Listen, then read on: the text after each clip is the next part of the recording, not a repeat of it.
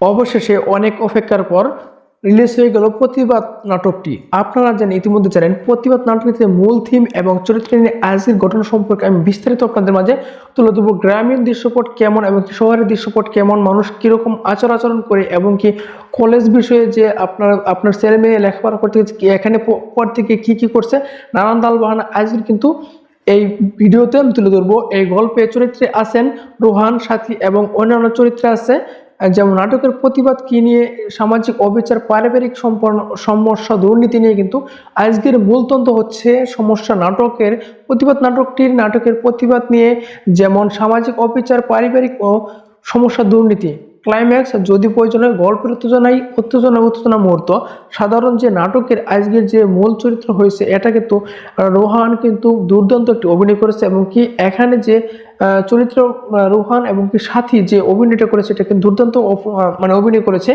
যে আজকের যে মূল থিম হচ্ছে, এটা কিন্তু সামাজিক অবিচার এবং নারীর আপত্তি সহিংসতার বিরুদ্ধে প্রতিবাদকে কেন্দ্র করে একটি নমুনা কিন্তু আমি আজকে আপনাদের মাঝে তুলে ধরবো। আপনারা অবশ্যই যে আপনাদের ছেলে মেয়ে স্কুল কলেজ কিভাবে মানে লেখাপড়া করতে গেছে, এবং কি তারা কিভাবে লেখাপড়া করে সম্পূর্ণ বিস্তারিত জানাবো। এবং কি বিস্তারিত বলার আগে আমি আজকে জানাবো যে রোহান কিন্তু 25 বছর মানে বছরই একটি রোহান কিন্তু 25 বছর বয়সী একটি সচেতন যুবক, এবং কি সাথে 22 বছরের একজন সাহসী প্রতিবাদী তরুণী।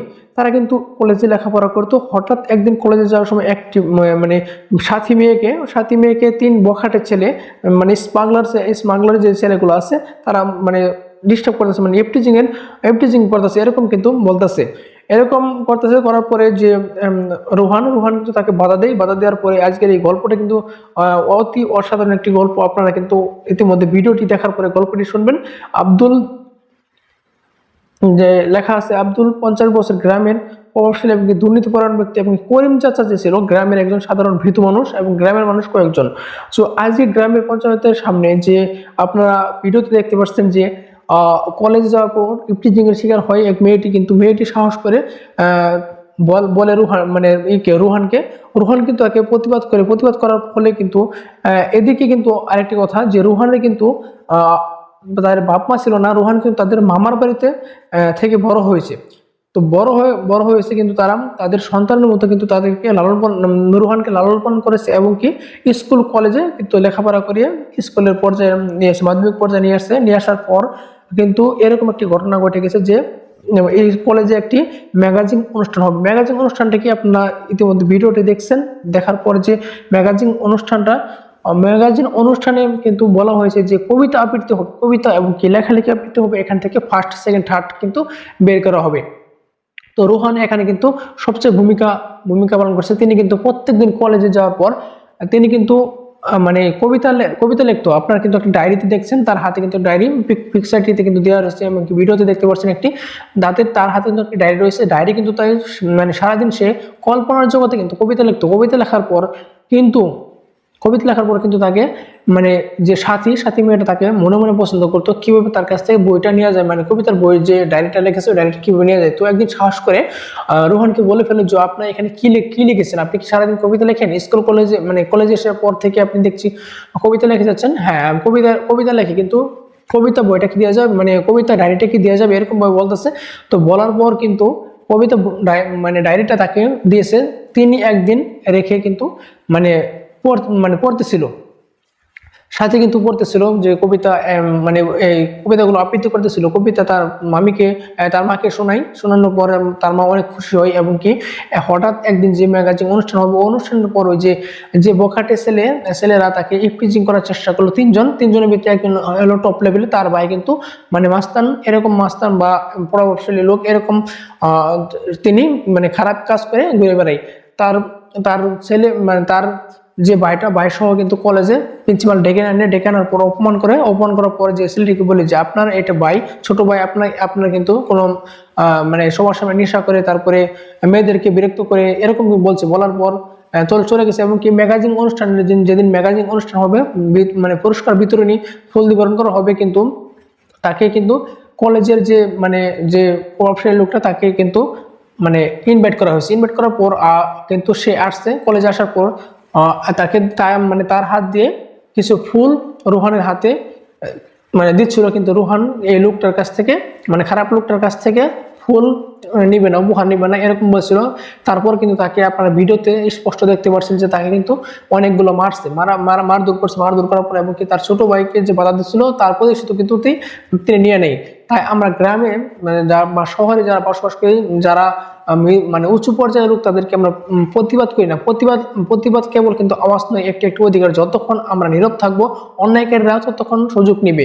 একটি ছোট সাহসী পারে একটা পুরো সমাজের চিত্র বদলে দিতে। অবশ্যই রুহান ছেলেটা গরিব এবং কি অনেক সাহসী ছিল, তিনি কিন্তু পুরো সমাজটাকে মানে বদলে দিয়েছে। এরকম কিন্তু একটি সাহস নিয়ে তিনি প্রতিবাদ করেছে যে আমি অন্যায়ের বিরুদ্ধে আমি প্রতিবাদ করবই করবো, এরকম কিন্তু বলেছে। অবশ্যই যে অন্যায়ের বিরুদ্ধে করবে, সে হচ্ছে একজন বীর সাহসী পুরুষ। অবশ্যই আমরা যেখানে অন্যায় দেখবো সেখানে আমরা ঝাঁপিয়ে পড়বো এবং কি সামাজিক অবিচার ও শোষণ এর বিরুদ্ধে রুহান ও সাথী কিন্তু প্রতিবাদে গল্প নিয়ে তারা কিন্তু এগিয়ে চলেছে। এবং কি প্রভাবশালী আব্দুল করিম যে লোকটা, তিনি এবং দুর্বল গ্রামবাসীকে বিনামূল্যে খাটাতে চাই, তিনি একজন খারাপ লোক। আমি বলেছিলাম তার নাম কিন্তু এখান থেকে আব্দুল করিম ভেসে উঠেছে। মানে সে কিন্তু প্রভাবশালী আব্দুল করিমকে জোর করে বিনা মজুরিতে কাজ করার নির্দেশ দেয়। গ্রামের মানুষ ভীত এবং প্রতিবাদ করে না, কিন্তু রুহান কিন্তু সাথে সাথেই প্রতিবাদ করে। রুহান সাথী সাহসের সাথে আব্দুল অন্যায়ের বিরুদ্ধে প্রতিবাদ করে এবং প্রতিবাদের সে কিন্তু অনেক কিন্তু মার খায়। আপনারা দেখতে পাচ্ছেন ভিডিওতে স্পষ্টভাবে।